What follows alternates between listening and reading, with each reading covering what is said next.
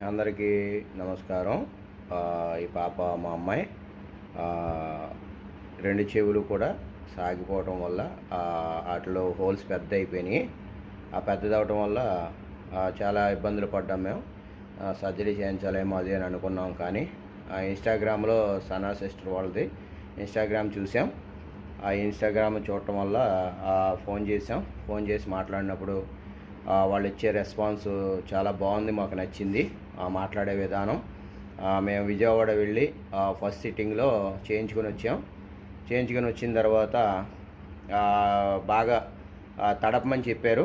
తడపమని చెప్పినప్పుడు ఎలా తడపాలా అని చెప్పేసి మేము చాలా ఇబ్బంది పడ్డాం. ఎందుకంటే చేతితోటి తడపడానికి కుదరదయింది కాదు. కాబట్టి మేము ఈ రీతిగా ఒక స్ప్రేని ప్లాన్ చేసుకొని ప్రతి హాఫ్ అన్ అవర్కి ఇలాగా మేము చేస్తూ ఉండేవాళ్ళం. మీరు ఎవరైనా ఇలాగా చేస్తే అది బాగా ఎక్కువగా తడిపితే లోపల అంతా కూడా బాగా పనిచేసి ఆ హోల్స్ పోవటానికి అవకాశం ఉంటుంది. కాబట్టి ఎవరైనా సరే మీరు వెళ్తే ట్రీట్మెంట్ మాత్రం బాగా చేస్తారు. రెస్పాన్స్ బాగుంటుంది. మీరు ఎవరైనా వెళ్ళండి. మాకైతే నచ్చింది. సెకండ్ సిట్టింగ్ కూడా వెళ్ళాం. ఈ సెకండ్ సిట్టింగ్కి ఇప్పుడు మేము ఆ సెకండ్ సిట్టింగ్లో ఇప్పుడు 15 రోజులకి తీసేస్తే దాని విధానం కనపడుతుంది. చూడండి, స్టిక్కర్స్ రిమూవ్ చేసాం. ఎలా అవుతుందని మీరు కంగారు పడొద్దు. ఇలా అవుతేనే మనకి ఆ హోల్స్ అన్నవి పోడతాయి. మీరేం టెన్షన్ పడొద్దు. ఇదంతా కూడా బ్లాక్గా ఉన్నది, ఆ వైట్గా ఉన్నది అంతా పోతుంది.